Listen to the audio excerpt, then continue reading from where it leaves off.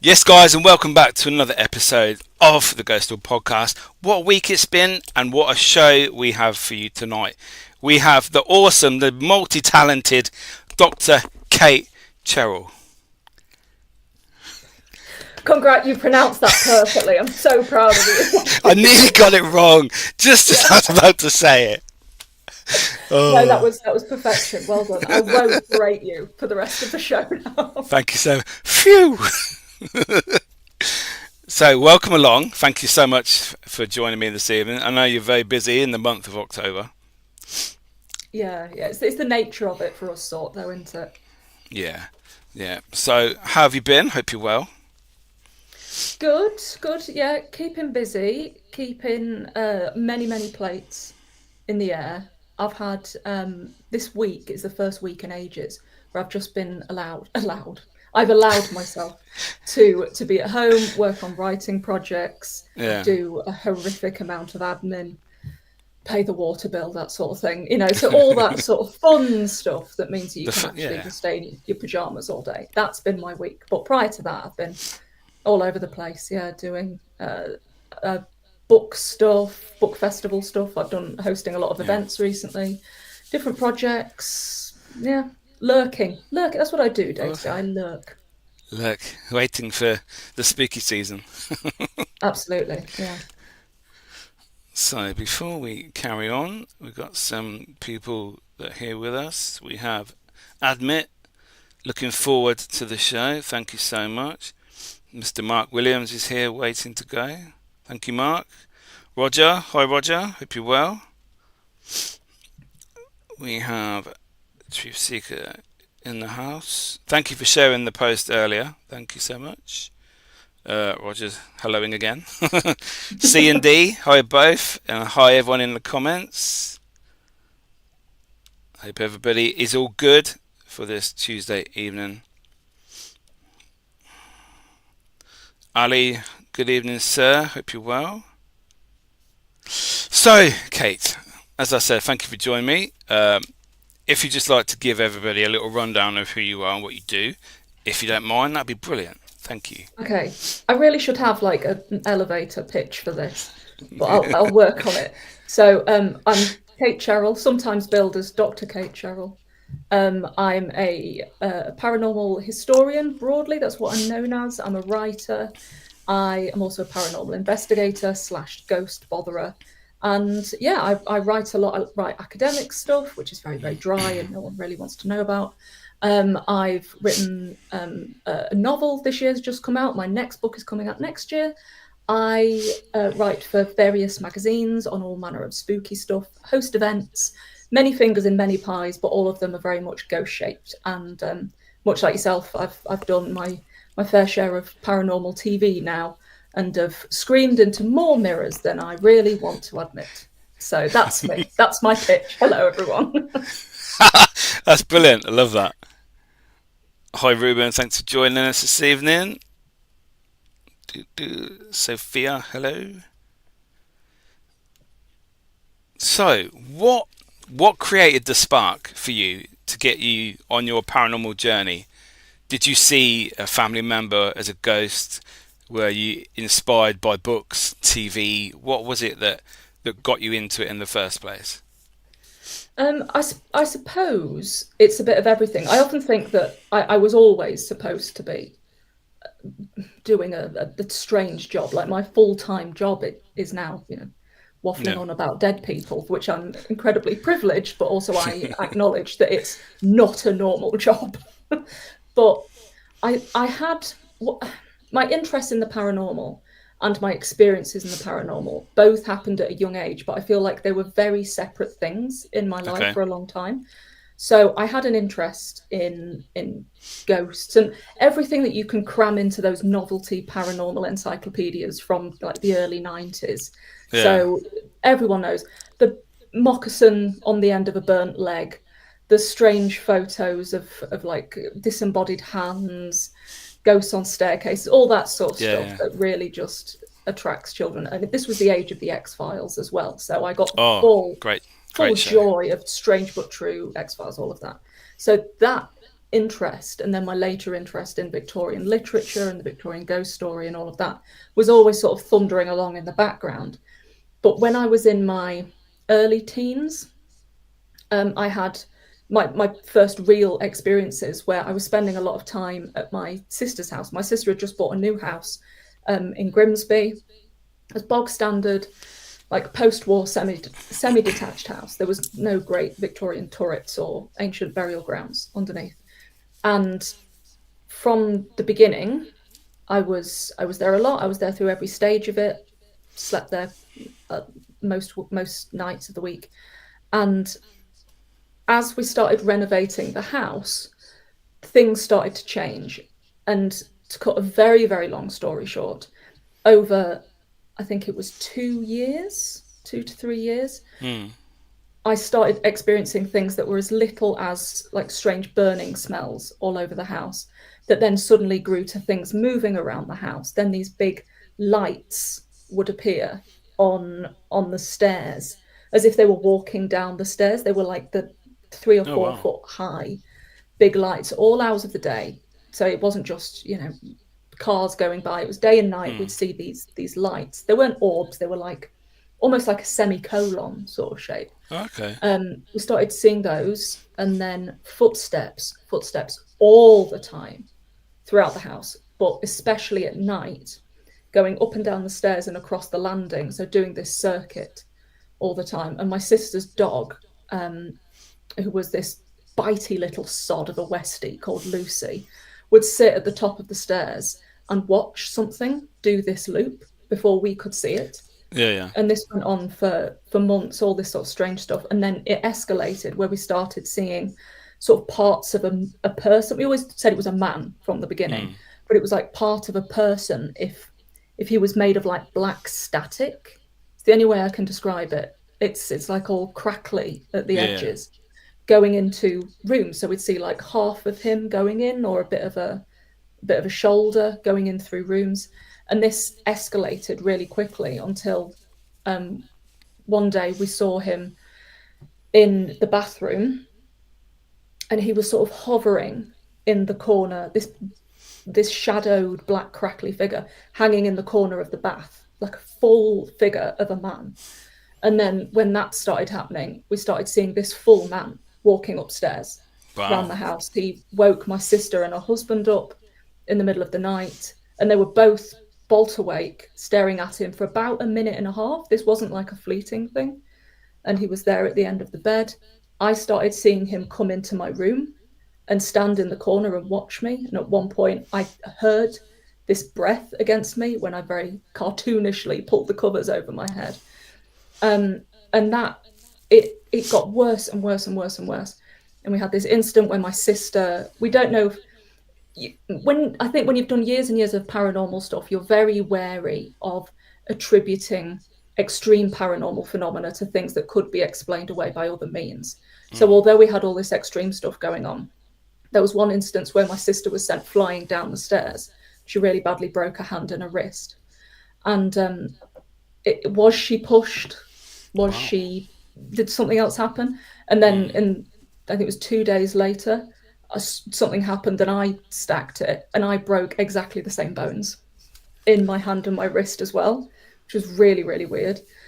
But I mean, we could be here all day, because this was years and years of stuff going on. Things happening, Yeah, and it was the same man. And we got vicars in from the local church. They came around 3 times. We had family members who were sort of would-be paranormal investigators before we really knew what that was. Because this is sort of late 90s, early 2000s. And they stood on the landing, and one of them was shoved violently. He nearly went over the banister downstairs. And they left. They came in like so many people with this idea of, oh, you're all talking nonsense. We'll come in and explain it. And you have never seen people leave a house so quickly. Terrified. But we were there for about 3 years, I think it was. And in the end, I scarpered because everything just seemed to be more and more focused around my bedroom. And my sister and her husband moved downstairs, so they took the mattress downstairs into the living room and Yeah. slept there while they tried to get the house sold. And So yeah, was, yeah, it wasn't great. that's crazy. So was this Yeah. the spirit, as it were? Was it Mm. interacting with you, or was it just following the same pattern, going each room, up the stairs, round the Yeah. landing? It For would. the longest time, yeah, for the longest time, it was just doing a loop. It was like it was on a train track, especially going, honestly, going up and down the stairs and on the landing. I can, if I was better with sound, I could fully recount every single step. I could count it perfectly because it went Yeah. on for so long. But as time progressed, then it started interacting. But it was more, when I look back, I think it was more curious, like it didn't quite understand what was going on. So when it would appear in the bedrooms, it would just be looking at you like, why are you here? Why are Yeah. you Yeah. in that bed? So there was a lot of that, and that's why I'm not too sure about the whole broken wrist incident. But those things were so they were so extreme, and we were all really, really like emotionally damaged by it, I suppose, but I can also imagine. Yeah. very, very aware of. I mean, now it's completely different. Like if I had those things happening now, I'd be like, right, BBC, get here, got a cracking series for you. SPR, ASAP, anyone with a camera, get in here. We're getting this sorted once and for all. Yeah. But back then, we didn't know what to do. We didn't know what places to contact apart from the local vicar. And if you're talking about these things outside of your family, you're going to get ridicule, you're going to get abuse, and Yeah. it really messes with you. So for years, we didn't really talk about it. We thought something had followed us into the next house because we had a few weird things happen for the first few nights, and then it just mellowed out completely. But that I kept strange. I don't know how I managed to compartmentalize it, but those experiences I kept so separate from my interest in the paranormal Yeah. that I never really connected the two. It was like, oh, well, I like reading about these things. I'm obsessively reading ghost stories. I'm, XYZ. But this was a bit too real and a bit too scary But to yeah, to link together. So it was only the, a couple of years ago, the first time I started talking about it. And me the and my fact sister sat down and the fact you went through it. both broke your wrist after being pushed, that's crazy. Did you ever Yeah. like do any research to see if there's a gentleman, if you call him that, what Yeah. lived in the land, the property at all? That it Yeah. could Well, be. we think it was a man who had lived there with his mum in the 80s, and he apparently died in the bath because we asked one of the next door neighbours who was pretty spooked out by the whole thing, but acknowledged that there was a young man. I say young, he's probably early 40s, mid 30s to early 40s. Let's call it young. Please, for the love of God, let's call it young. So he died Yeah, in the young. bath. Yes, very youthful. Yeah, so Yes. he died in the bath, and we think it was him. Right. Um, but this is the frustrating thing, because now with the power of hindsight, you'd think, oh, why didn't I do this? Why didn't I take more pictures? Why didn't I do that? But even today, when my sister and I have had subsequent strange experiences, when you're in the midst of it, you don't automatically go, oh, right, I'm just going to pick up a camera in the middle of the night, really quick, snap a picture. I've got everything, sorted. It's easier said than done a lot of the time when you're in the middle of the whole fear response. Yeah, it's definitely the last thing on your mind. You're just trying to understand the situation. Like, what's going on? How's this happening? But Mm. obviously, like nowadays, though, like you said, it'd be like, whoa, this is cool. Let's get on this and Yeah, try and get some evidence because yeah, this is happening in front of us. exactly. And it's so frustrating in a way because obviously, I'd love to go back and try and find out different things. In one breath, I'd love to go back, and in other breaths, I'm too scared sometimes to even drive past that house. And I Oh, have really? to, when I'm, running some errands, I have to head that way if I have to go Yeah, yeah. further north. Yeah. So it's a funny thing. I'm still figuring it out in my head, I think. Yeah, maybe some things you're not supposed to find the answers for. Yeah, yeah, and as long as whatever it is stays there, more than happy Yeah, for him to stay put in that house. Yeah. yeah. Don't follow to your new house. Mm, yeah, So absolutely. I have a book here Hey. that I got off you at Parameet. I've just started to read it. Um, what made you want to write books? Obviously, this is fiction, isn't it? It's not a true story. Yes. Yeah. So Yeah. what would you ever want to write?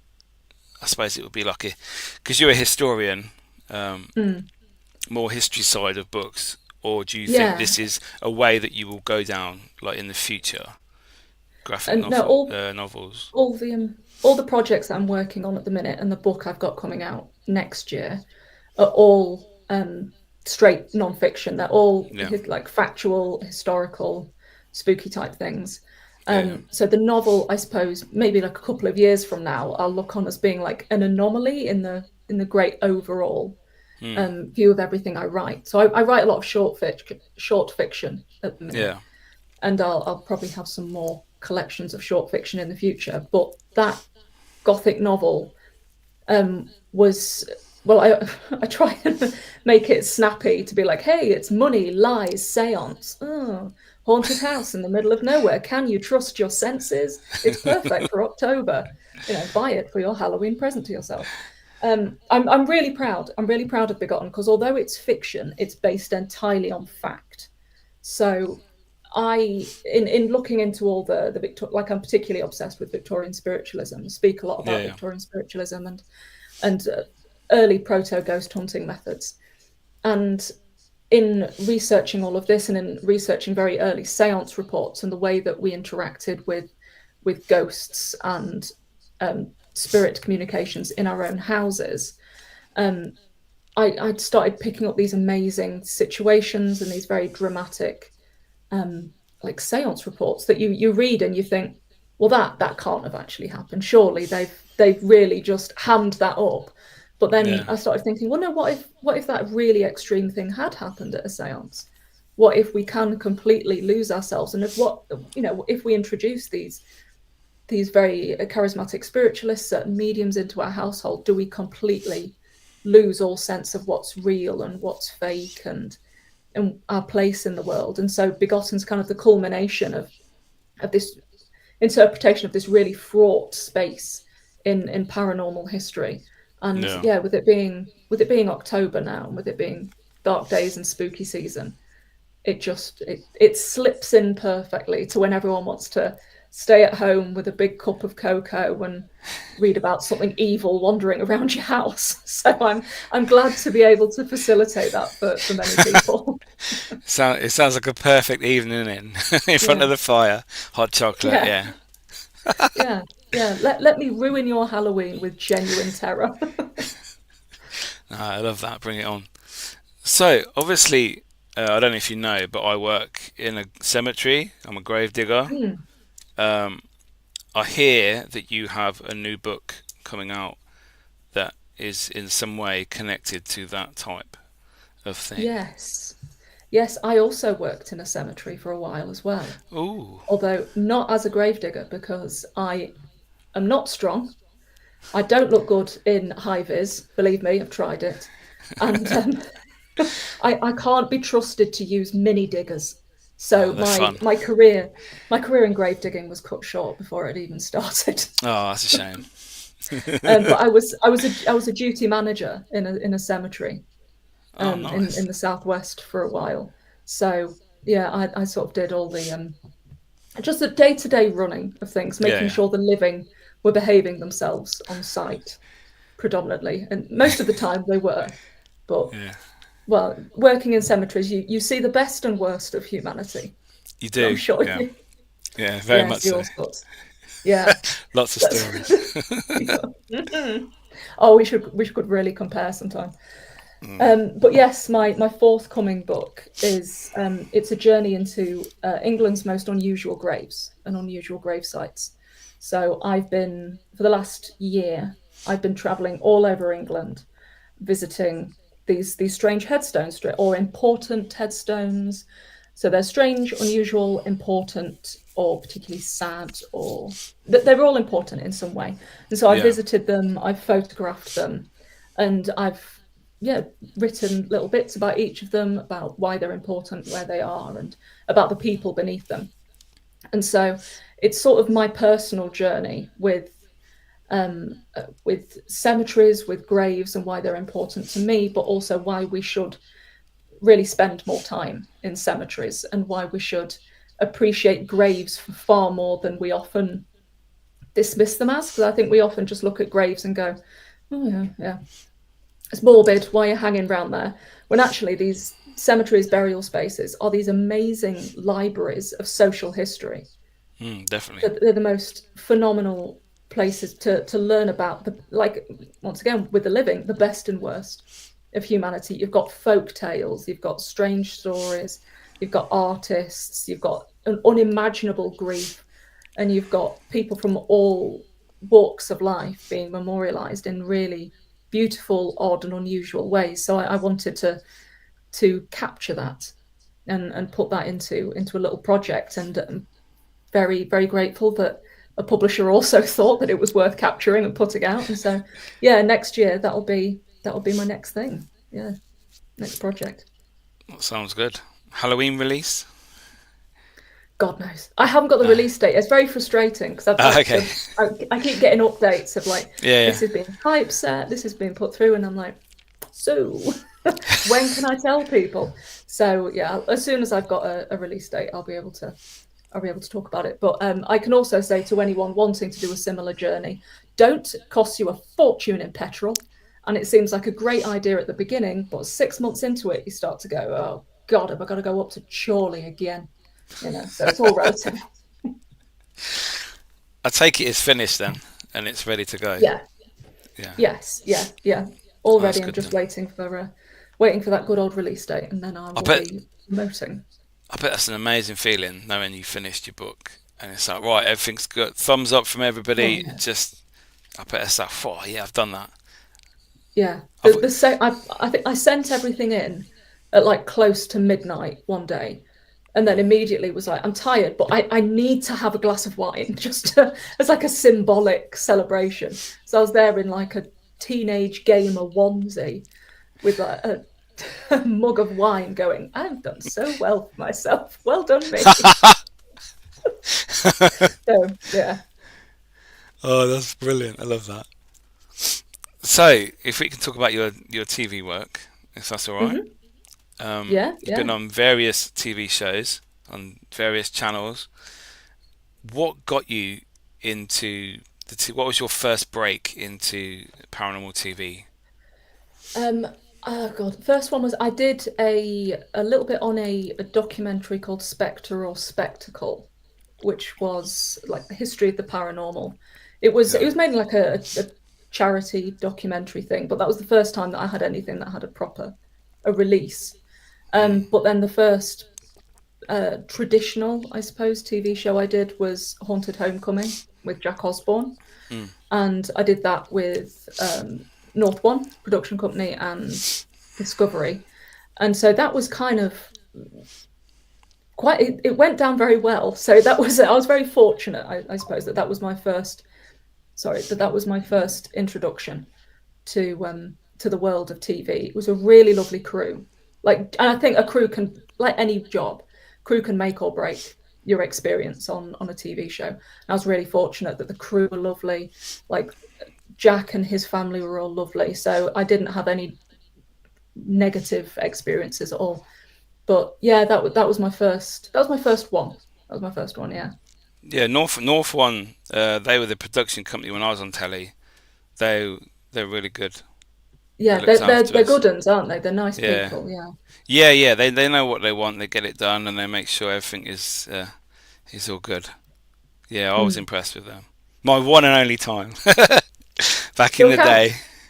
Yeah, yeah. But that's the thing, Yeah, paranormal TV, it's never linear. It always just seems to be like there's a massive spike and everyone's producing paranormal content. yeah, And then someone new will come up at the top of like the parent production company and just wipe the slate clean, which is what's happened again recently. yeah, yeah. And so now who knows? Who knows what will happen next, production-wise? But it's not the greatest time to be in TV. It's more competitive than ever, and it's a tricky situation to be in. Well, I think a lot of it goes on streaming services now, don't they, rather than mainstream Oh TV. yeah, Obviously, you can watch yeah, them on your telly, but I think that's sort of the future.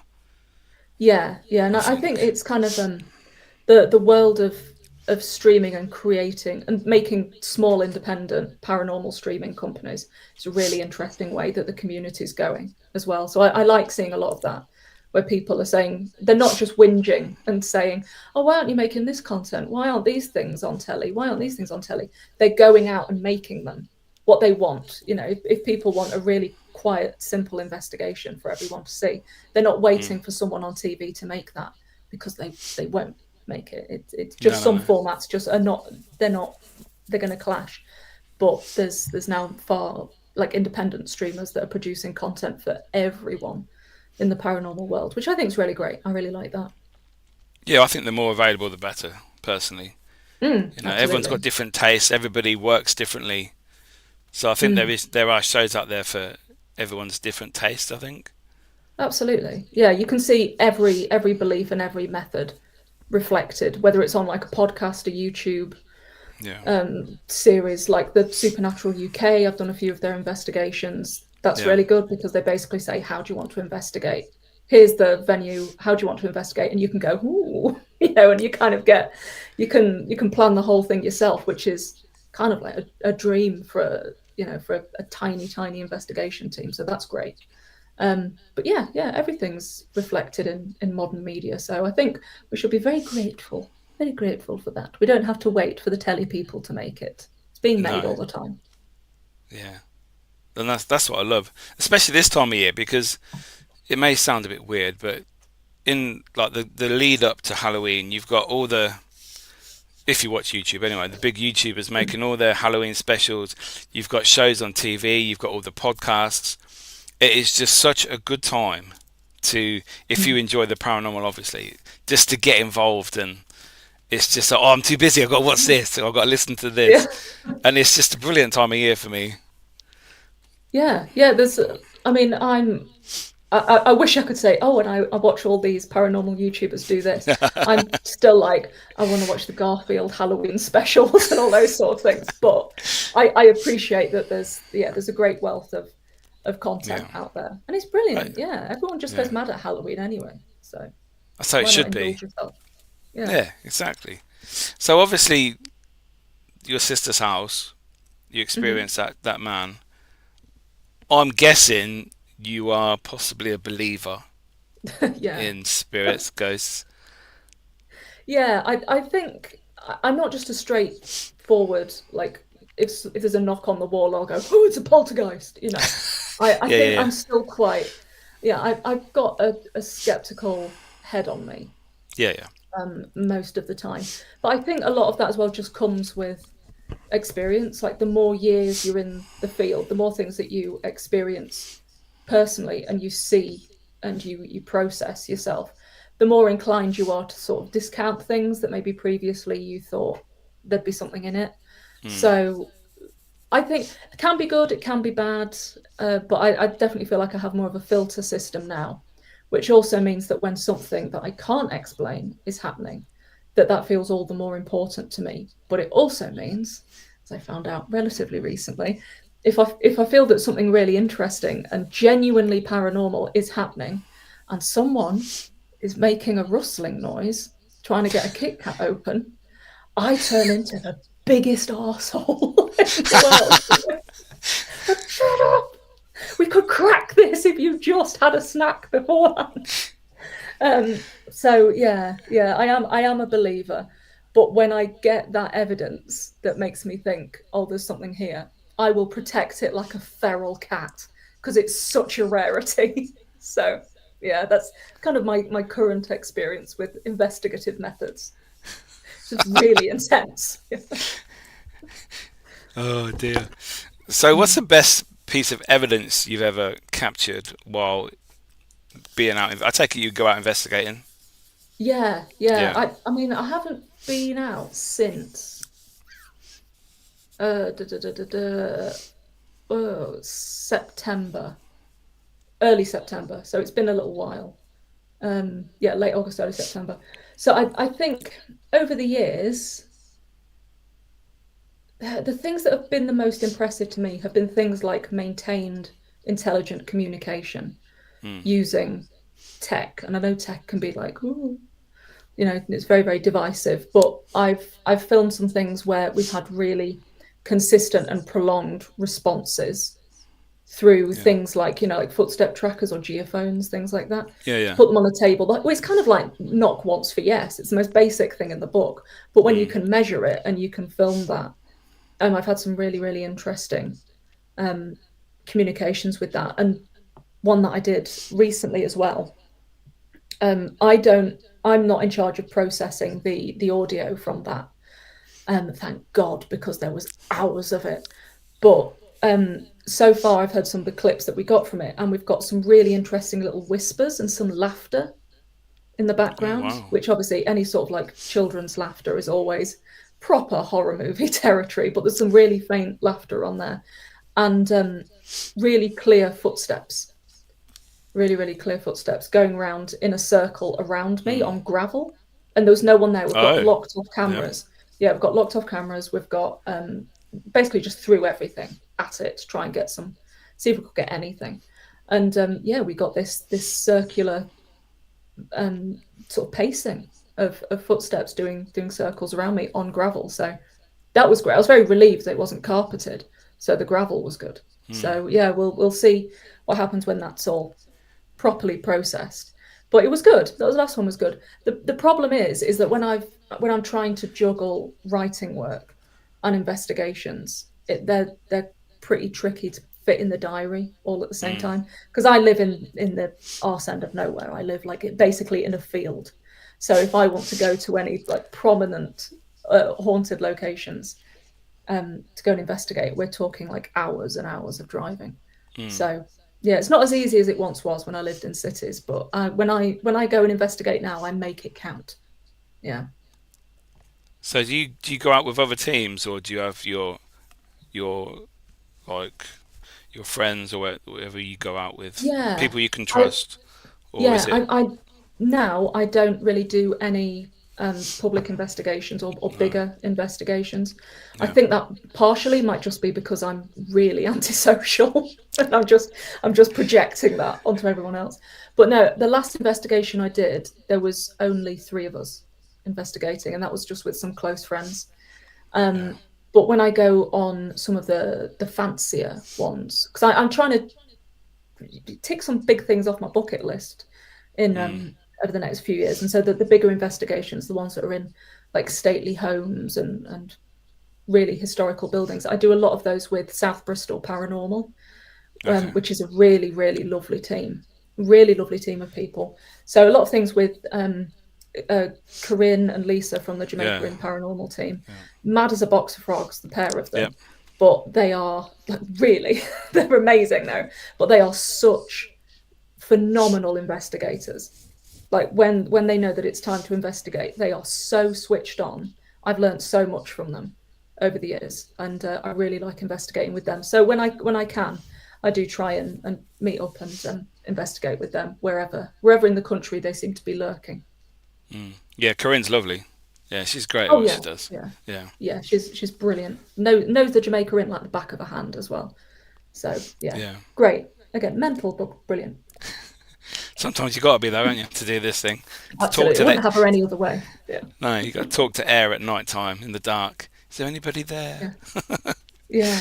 It's that's it. When you're, I think that's the big thing about paranormal investigation. It's when you get to like the 4-5 hour mark, and it's late at night, and you're tired, and you're cold, and you want to go home. You need to have that solid group of people around you that you feel like you can just be, and you can relax, and you don't have to, keep up appearances. That's why people that do that host public nights, I think they're the most amazing people. Like they must just have like a Red Bull IV into them, because they have to be so perky on it. Like a friend of mine, Amy, does a lot of public events, and she's like, oh yeah, no, I did 3 on the bounce, from 8 till 3 in the morning. Then I had to drive 2 hours home. I just often feel like, am I just imagining you? Because no one can have this level of energy and do their job like as well as she does. So I think there's like people that do events are a different breed. They really are. It's phenomenal work. Yeah.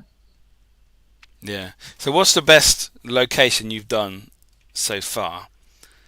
So I always go back to Warmley Clock Tower, even though it's not the most amazing. It doesn't have turrets and Dracula's not wandering around. But I've had some really amazing evidence from Warmley Clock Tower, and it's a shocker for a paranormal location. It's actually quite cheap to hire, which is a real novelty nowadays. But yeah, Warmley Clock Tower is great.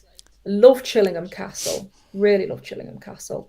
Because I mean, who doesn't like being in Chillingham Castle? And where else? Hellfire Caves was great. Yeah, it's good one. Bunkers were always good. It's been a long time since I've done a bunker, but I used to like bunkers. I've done my fair share of prisons, but I too cold, and it's the most pathetic thing to say about a location. But when I've got to wear like 6 different fleeces and thermals to go and investigate, I don't give a toss. If there's an undead highwayman wandering around on the top floor, I want a hot chocolate and I want to go home.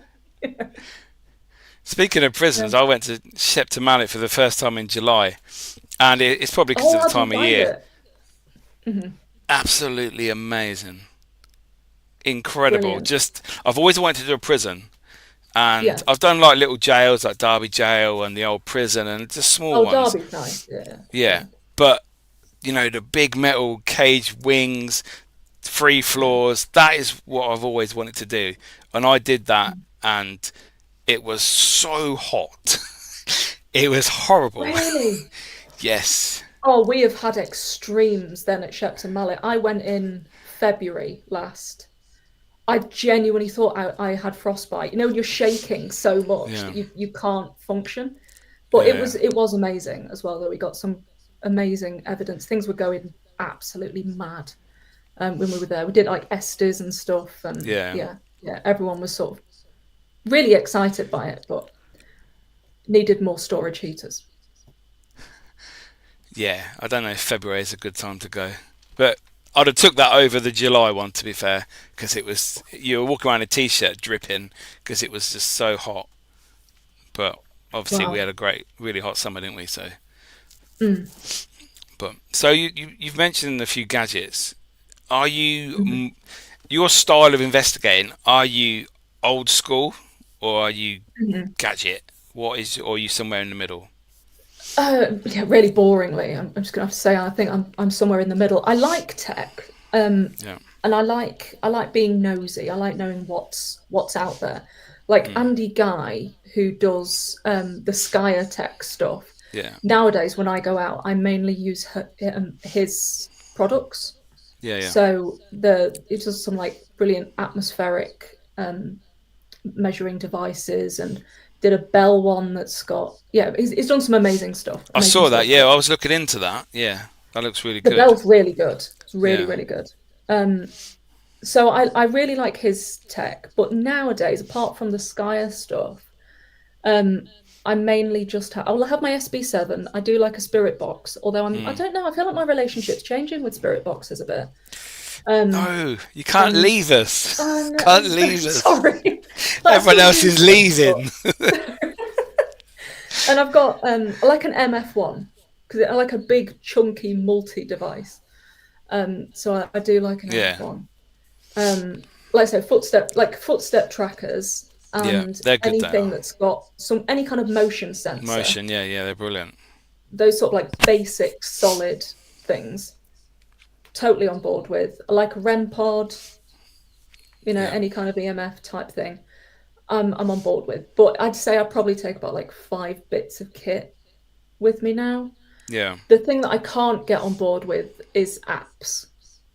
And I know apps to a lot of people are like they're babies. They they're like the stalwart of their investigations. They're the main focus of everything. But looking into the way phones function, basic phone software, and the basic foundations of mobile technology, and then looking at what apps claim to be able to do within that framework, the two don't marry up for me. But then again, I've done my fair share of investigations where people have apps and they're using apps, and I'm never rude. And I always think, well, if you think that's relevant, let's pursue that line of investigation, and let's see if this is interesting. But personally, I mean, the only apps I have on my phone that I use regularly are things like Duolingo. I'm not trying to talk to the dead, So I think I like a bit of tech, but I do think, just basic calling out and using your own senses is a great foundation. I'm trying not to get on my soapbox here. I feel like calling out and doing the whole sort of like trust your senses, be old school side of things is really great. But I would be concerned that in dividing investigative methods into tech and no tech, that there can be some rather nasty attitudes along with that as well, a sort of semi superiority, I think, to saying, oh, you're using apps, you're using tech, you're not investigating properly, we're only using our senses. But it's like, well, also, you are only human. As much as using your own senses is great, there's a lot of stuff you're going to miss. So why don't you just, have them as backup almost? But I like that everyone's investigative methods are different. And but I think that often comes out with when you try and sift through the evidence itself, whether or not that evidence has legs. I think we can get things can get a bit murky. Yeah, there's a few people that I investigate with, like Phil Wyman. When I go on his show, he back to basics, so no tech, nothing at all really.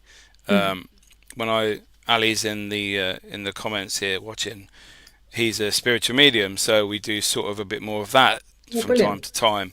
And Mark Williams is also not here. Enough investigations use mediums nowadays. No, it's sort of gone full circle, hasn't it? Where everybody had a medium, and then no one, you can't have a medium, So it is so bizarre. So bizarre that we don't. It's like, well, let a medium freeze their arse off as well. Come on, bring the mediums back into it. That I'd be far more interested to go on more investigations with mediums than more investigations with tech, because that would interest me far more. And that seems to be something that's missing from a lot of back to basics investigations as well. Presence of more spiritual methods of investigation. Yeah, I think Ali did it with Justin and Bido the other week at Skirridin. He did a seance, like an old school spiritual seance. Oh, nice. And so he's very good at that. Awesome. He's done all the training, all the many years of learning his craft. But when you investigate with him, he doesn't pull it in your face. Like if he gets any messages, it'll come through, because he's also investigating, you see.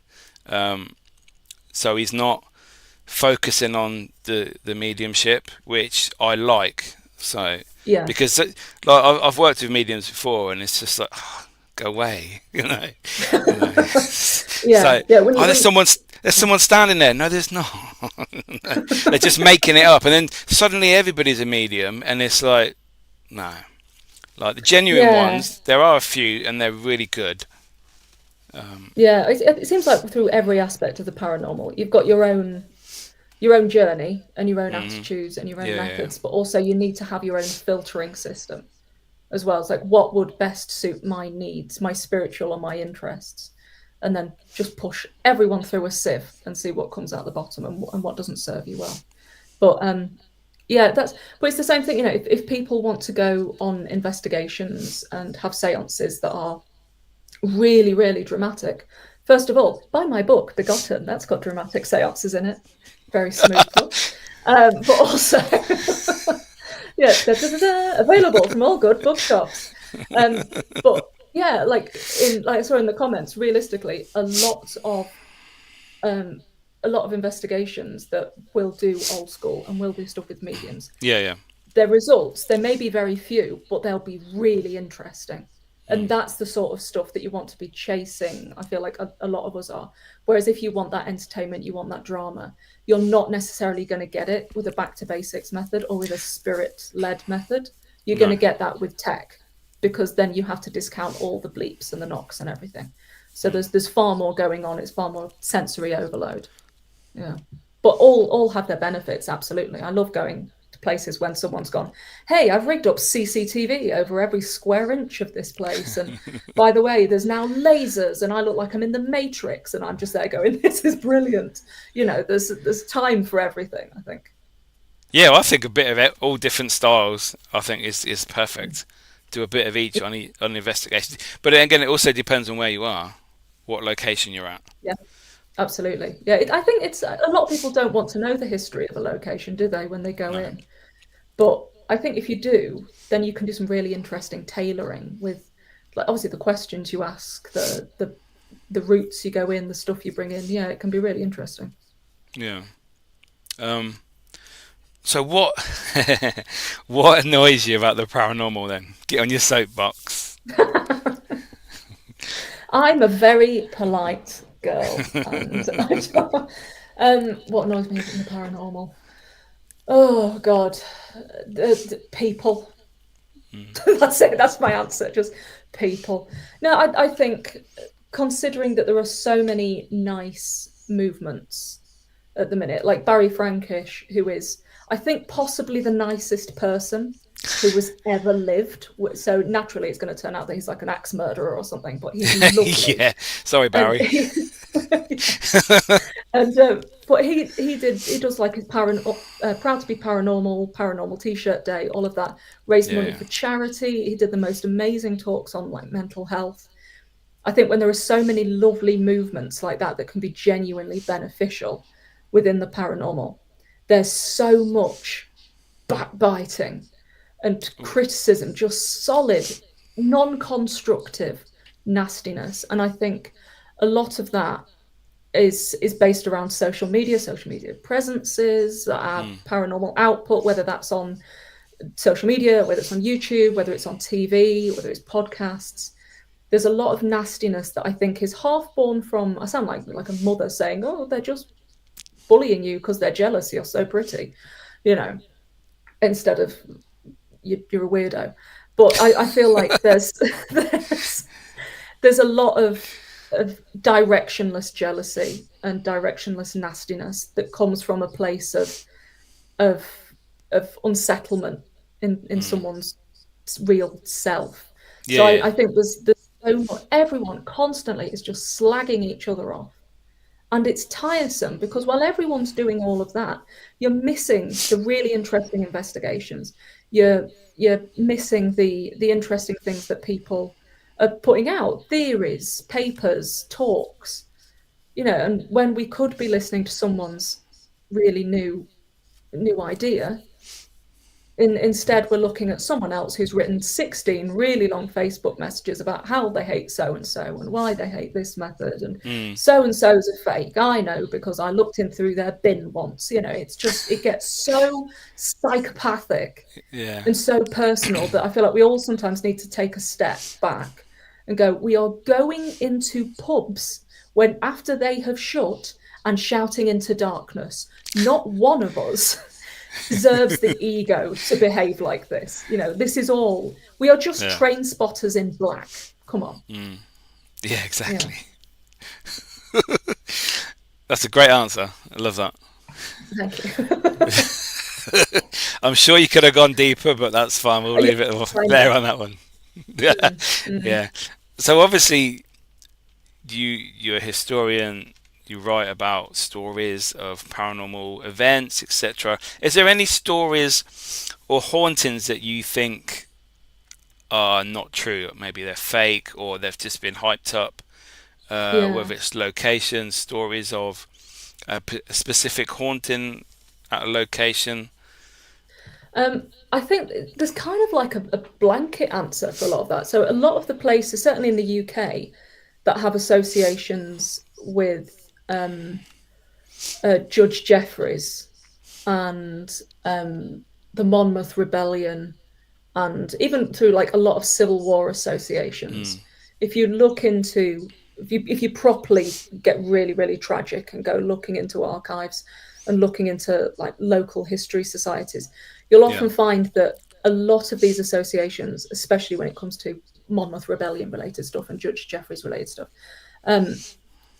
there are very tenuous links, if there are any at all. So there are a lot of very haunted pubs, a lot of pubs that are haunted by highwaymen that never existed, of airmen that never existed, like the Golden Fleece at York. Now, I really like the Golden Fleece. It's a great place.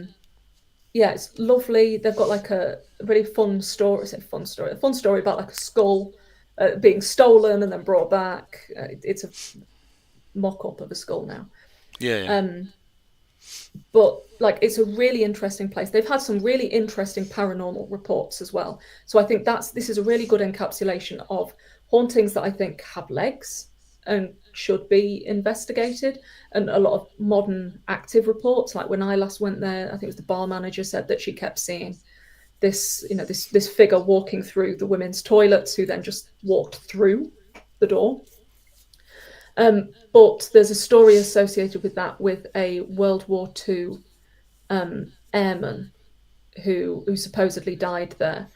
And no, like so many other people, I took that on trust and was like, oh, okay, that's really interesting. I'm going to look into that. And then I spoke about it to one of my close friends, and he said, oh, no, I know that story because it was my mate that made it up. He just got really levered and thought this would be a great story. And then it just snowballed.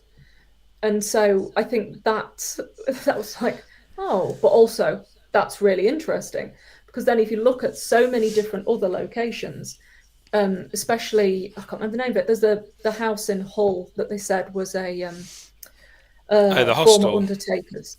Was it former De Undertakers? Grey Street. Grey Street. Grey Street, that Mike Covell, who is basically Mr. Hull. Mr. Hull, he knows werewolf man. There is like his knowledge is amazing. But he did a thorough, De Grey Street. He did a thorough go through of all the claims about De Grey Street. And if anyone knows their way around an archive, it's Mike. His work is like watertight, and he just systematically took it apart. It was phenomenal. It's really good research.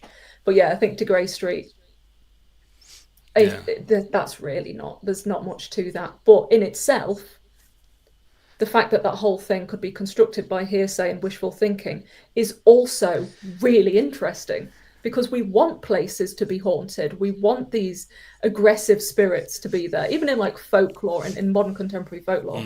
And so in a sense, we're sort of projecting new histories and new hauntings onto places where they don't necessarily exist in reality, but by a sort of like group willfulness, a sort of, I don't want to say delusion, but a sort of hopeful communal view, we sort of create these haunted locations. Yeah, you know, there is a certain transformative power in applying haunted narratives to non-haunted places. So I think that still makes them really interesting and really important.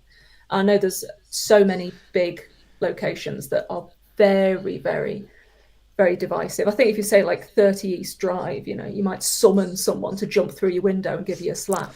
There's just some locations more than others that really set people against one another. But I find all of them really interesting. The ones that seem completely legit and the ones that seem completely fabricated are both equally really interesting, because we can look at the function of hauntings and the function of ghosts in really unique and interesting ways. So all of it is really important as a living history, ironically. Oh yeah, definitely. So guys, any of you got any questions for Kate, please put them in the comments. So if you could speak to a celebrity ghost, who would you chat to? Now,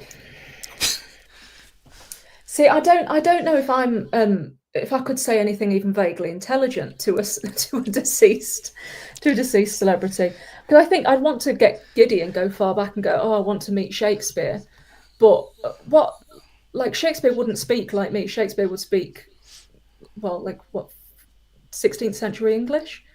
I Yeah. did Middle English at university for a few years. I was awful at it. I'm not a natural at all. So I just sort of be doing sign language to Shakespeare, going, you top Yeah. lad, you know. So Yeah. Yeah. He's I wouldn't want to waste my seance. no. Um, I'd think I'd pick someone like or Eric Morecambe, Les Dawson, Arthur Askey. Sort of, I'm really into my comedy that your dad liked, that sort of thing. Yeah. So everything, your dad and your granddad and your great granddad. So like 70s working men's club comedy through to music hall and variety.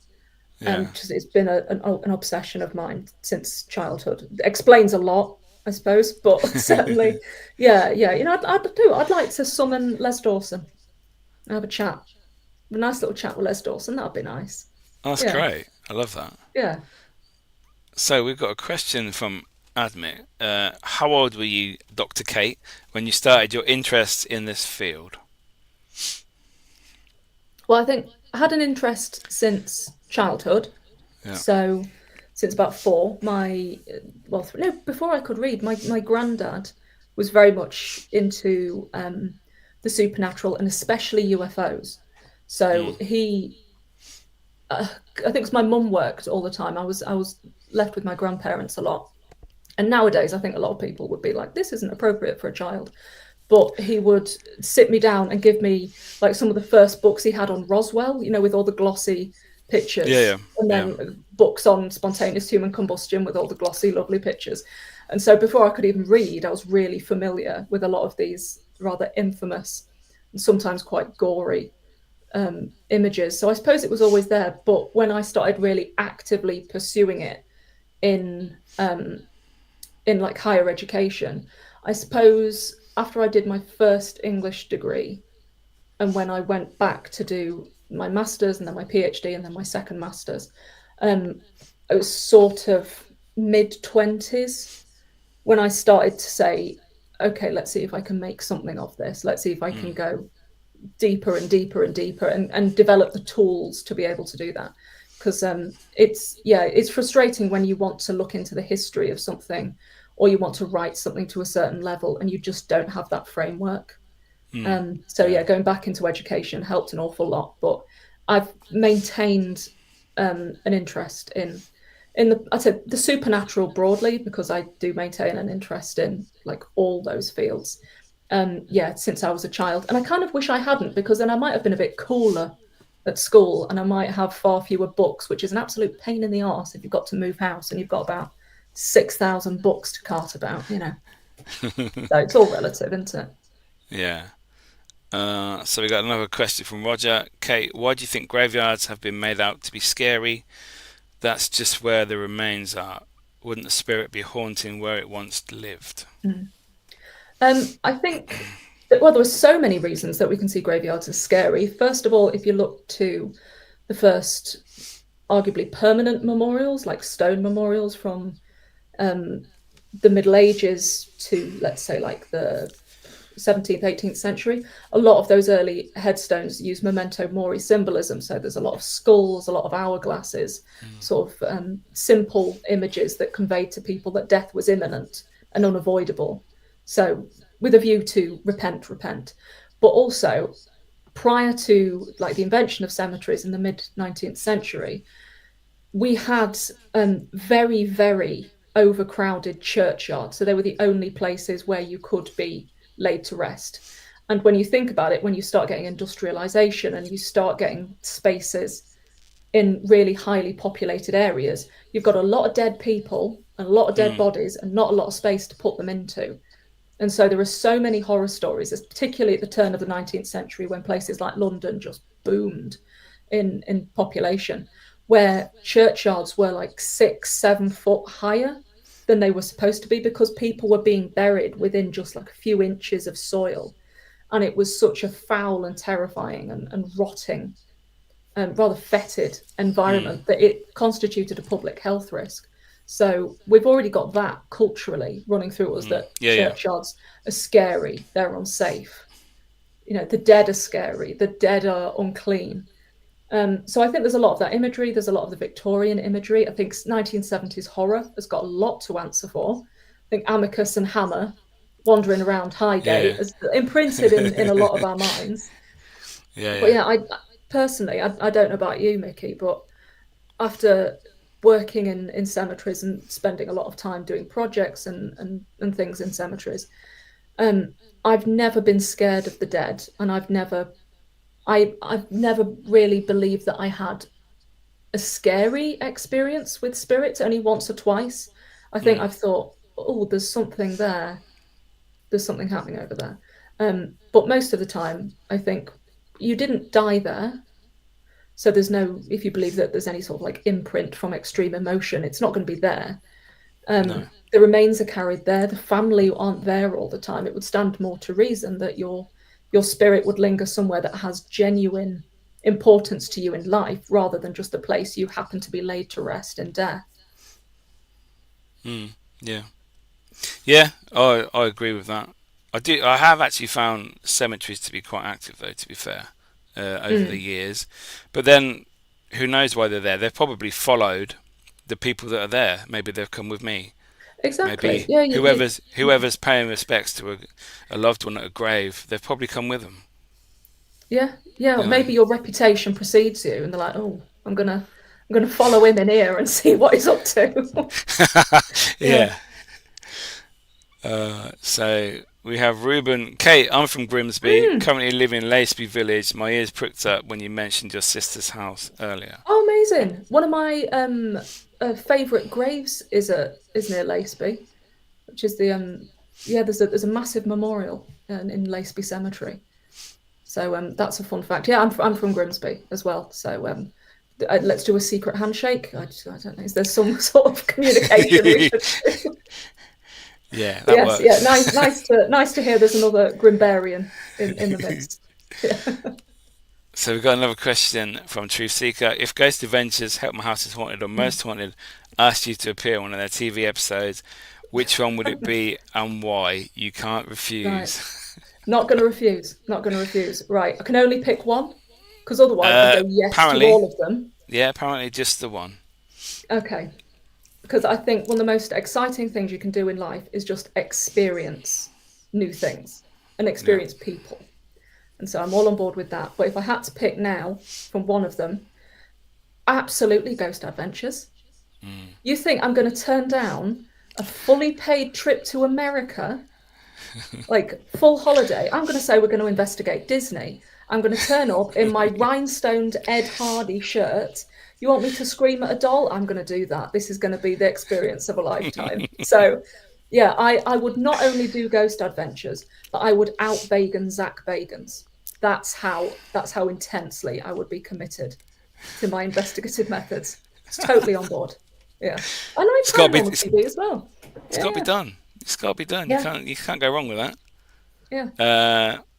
Arthur C. Clarke and Hammer House of Horrors, plus family haunting shot got me going, plus my own experiences. I love cemetery visits. I've loved them since I was a child. I think cemeteries, I love just walking around them. They're just so peaceful. Yeah. They are. They're really, really important places, I think, to remind people that they can absolutely just go for a wander, and they can develop their own relationships with cemeteries. It doesn't have to ever be for a set purpose. You can just sit for a bit, take a book.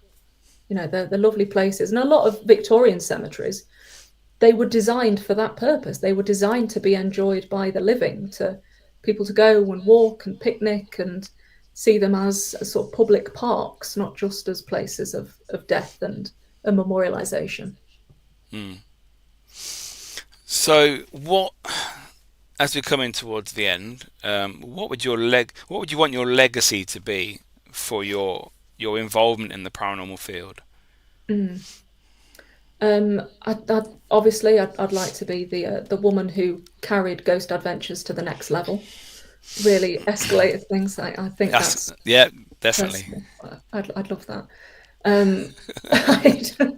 I'd, I'd really like to eventually produce a wide range of factual and accessible books and literature that younger people could then use to start their journeys into the paranormal. I'd like to sort of be, I'd like to be people's gateway drug to the paranormal in whatever I do. But I think that's a nice thing. At the minute, I just I like generally I like people, I like experiences, and I think being in the paranormal, if you just take a few short breaths and don't beat yourself up too much, it can be a really fun place. And yeah, I want to write fun things, I want to meet fun people, and I want to have fun experiences. And that's it. And if my legacy can be a range of books that people try and hunt down in secondhand bookshops and go, oh, it's a Kate Cherrell original, this is the one with only 7 typos in it.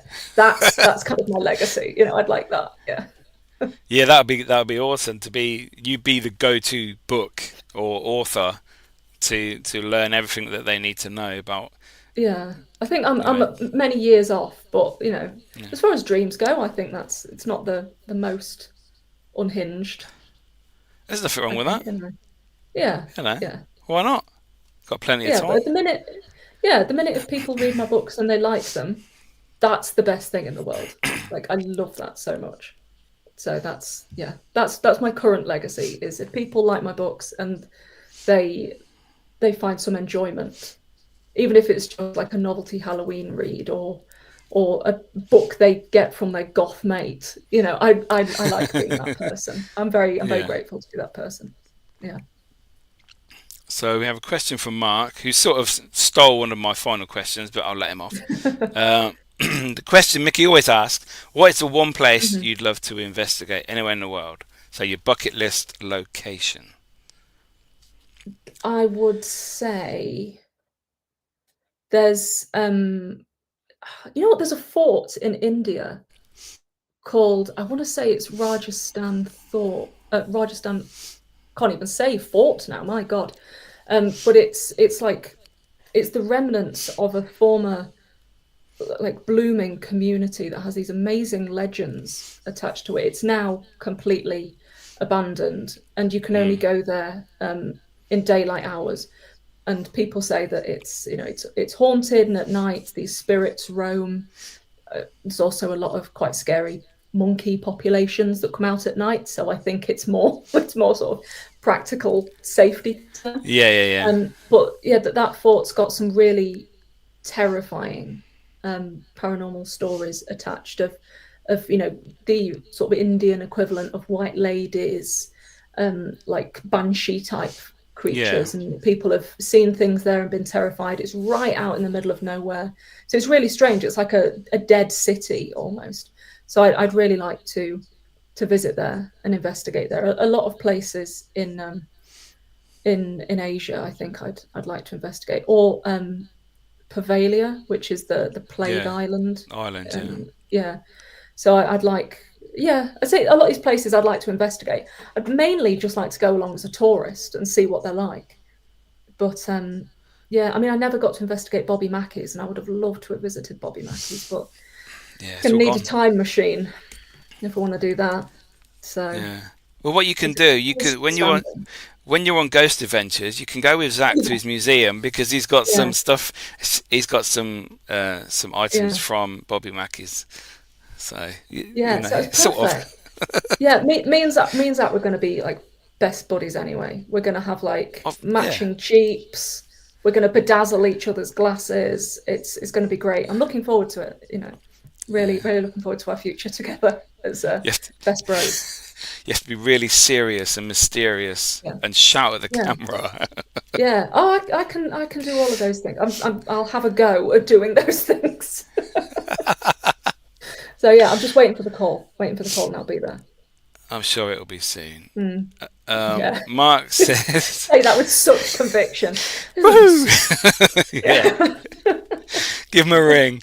Mm. Mark says, "Have you got any of your books on audio?" Not yet. It's been a bit of a sticking point with Begotten. However, it is available in paperback and ebook, so a lot of e-readers will read it out for you. But yeah, the audiobook version has just been stuck for months now. Right. So apologies. I'm sure it'll be sorted soon. And we have. I don't know what Ali and Mark are doing. They're nicking my final questions. What would you get rid of in the paranormal field? Bagans Yeah. included. Lol. I'd never get rid of Bagans. I'd No, never I get wouldn't. rid. No, I'd never get rid of any paranormal show. I really love paranormal programming so Yeah. much. I think paranormal. What would I get rid of in the paranormal world? Yeah, I already said it. Just a lot of the nastiness. There can be a real holier than thou complex that comes over some people when they see someone they don't like doing well or doing a job that they think they should have been up for or got to work with someone that they wanted to work with. So I think just that element, but I think that's an element just in people in Yeah, general, yeah. whatever field you're in. And it's a very damaging part to have for yourself. So the sooner people that's what I do in the paranormal field, I wouldn't remove anything. I'd make everyone go to therapy, and then everything would be We'll far be fine. calmer. Yeah, and if everyone needs sedatives afterwards, let's get them sedatives. And it will just be really chill and everyone will be fine and happy and we can all be friends and make a cake together and it'll be Nice. lovely. Yeah. That's a very Sounds like wholesome answer, isn't it? sounds like a good plan. Yeah. So Wishful thinking. if you could recommend a spooky book to our Mm, lovely audience to read, yeah. what would you suggest? Oh, okay. Fiction or non-fiction? Whatever floats your boat, whatever you like. Okay. I'm just looking because I'm surrounded by things. Tell you what, at the minute, because it's Halloween, Yeah. and I feel like we all deserve a bit of fun, um, sometimes you just need to read 1970s children's books. And there's this book, Gobolino, the Witch's Cat, which Oh, Penguin is, books. I remember them. yes, Yeah. it's Puffin. Oh, So, Puffin. Sorry. Whoops. yeah, so this is it was first published in 1942, but this Wow. edition was from 1976. I think we are all sleeping on, this is a weird hill to die on, but let's go with it. Um, we're all sleeping on the joys of Halloween themed children's literature. And some like further back you go, like 20s, 30s, 40s onwards, there are the most lovely, heartwarming, but spooky, genuinely spooky, brilliantly written books that as an adult, when you've got so little time, if you're working, you've got household to maintain, if you've got kids, Yeah. anything like that, time is at a premium. These are dead short, but they're beautifully written. And so books like Gobolino, The Witch's Cat, it's so cute. I genuinely had to stop because I thought I might cry. I'm also Uh, really tired most of the time, so that might have something to do with it. But so I recommend for fiction, Gobolino the Witch's Cat, because it's beautiful, absolutely beautiful. For non-fiction, let's go for there's a book called No Ordinary Deaths. It's not paranormal, but it's by Molly right. Conisbee, and it's like a people's history. It'd be up your street. It's like a people's Mm. history of death and of mourning. And it's not just looking at the great and the good, but looking at like how as a society we've approached death and ideas of the afterlife. And so it's not just focusing on kings and queens and those sort of famous memorials. It's ordinary people, Yeah, yeah. meticulously researched, beautifully written. It just came out this year. It's one of those gorgeous hardbacks that you can sort of go, oh, treat myself to that. So that is well worth it. And failing that, I love Colin Wilson's Poltergeist book.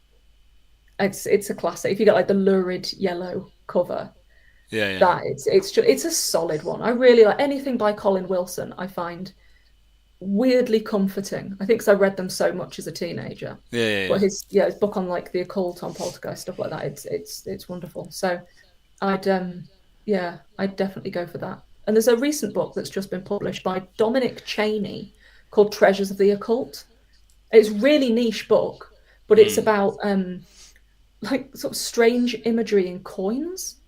So there's like coins that may have had like weird demons on them or UFOs Oh, or so nice. it's like a weird history of coinage that I've just got that. I've only skimmed through it, but it's a really beautiful book. So there you go. That's a shopping list. But of course, Gobolino, top of It's the pile. got to be done. I'll get on Amazon in a minute, Yeah, or eBay. yeah, eBay probably get a good yeah. old eBay. edition. Yeah. Yeah, From yeah. America for £3 and then the £75 postage. Yes, yeah. Sadly, Yeah, probably, but absolutely get on Gobolino. Let's have a reading group. yeah. Let's have a book club. Yeah. Yeah. So Falco's got a question. You mentioned Highgate earlier. The vampire, Mm. yes or no? I feel like if I come down on either side of that, I've got a chance of being sued because there's a lot of litigious goings on Yeah. around that whole story. Highgate Vampire, I tactful answer is I find it very, very interesting and Yeah. very culturally important, because how often do we have vampire hysteria in the 20th Exactly. century? And we got it in the 80s, people like climbing over fences to go and slay the vampire, and they weren't all drunk. I mean, that's amazing. That's Yeah. amazing. So I love the story of the Highgate Vampire. I don't necessarily believe that there No. was anything in it. However, I am not the most well read on Highgate Vampire stuff.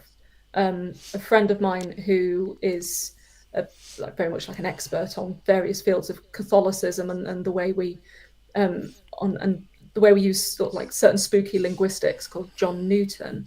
He has done some amazing work on the Highgate Vampire that's so well researched and very, very nuanced, and not the usual aggressive it's nonsense or it's real that you'd get. So I think there's No. some very interesting discourse still happening around the Highgate Vampire.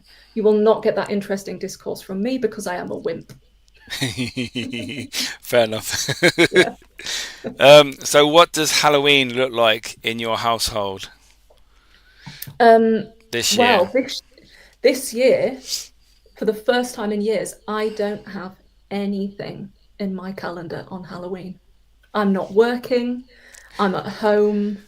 And it's such a novelty that for the last few weeks, I've really been worrying about it. Like, I don't know what to do with myself.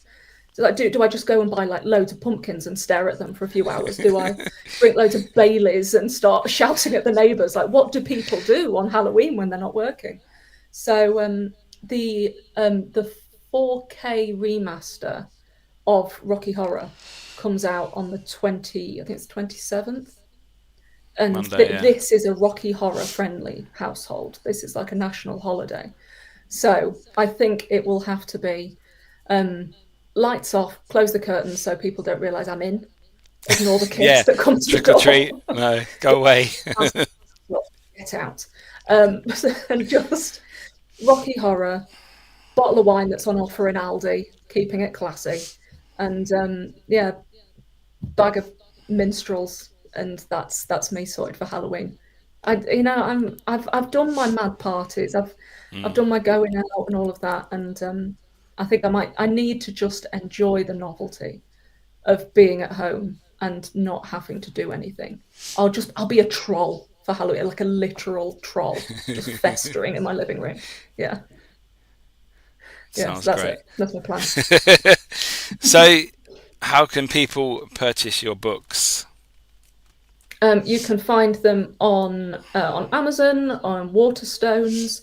If you want a signed copy of my book, of the novel, I've got a Big Cartel website, which is just Kate Cherrell .bigcartel.com, and on that then I've got a collection of short stories as well. I've got bookmarks. I've got a anthology that I edited earlier this year as well.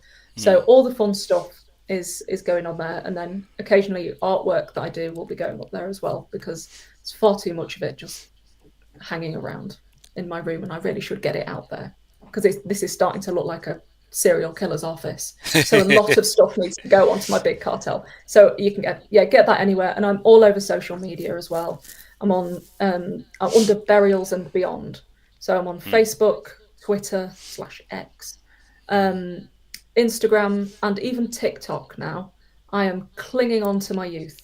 So I have a TikTok under Burials and Beyond, and there's lots of things about graves and ghouls, and even bookshops on there, where I give even better recommendations than Gobelino the Witch's Cat. So, if you can believe such a thing. Yeah. Awesome. So, thank you so much, Kate, for joining me this evening. It's been an honour. Really great talking to you. Thank you so much. Yeah, thank you for having me, and I hope some of what I said made sense. It did. Yeah, it's all in there. Good. It is. Slowly. So thank you, Kate. Awesome. See you in a bit. Thank you. So there we go, guys. Wow, what an amazing episode. Kate is so knowledgeable. She's got loads of books. Go check them out. Go order them. I've got one and I'm going to get more. So yes, go follow Kate on all her socials. Thank you so much for watching. Please like the video, subscribe, share it out. I do have a new YouTube channel called Cemetery Walks with Mickey, where I go all over the country, the UK, just walking around cemeteries, talking about graves, how they've dug the graves, memorials.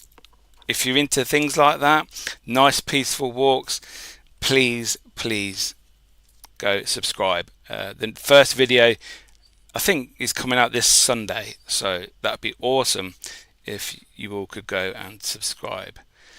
And yes, I will see you next week. I have Richard Felix on the show, the old Mr. Most Haunted Historian. I'm sure he has an awful lot of stories to tell. So yes, we do, Diane. We'll go for some walks in some cemeteries. So yes, guys, see you next week. Thank you so much for this evening, and again, big thank you to Kate. So see you later, guys.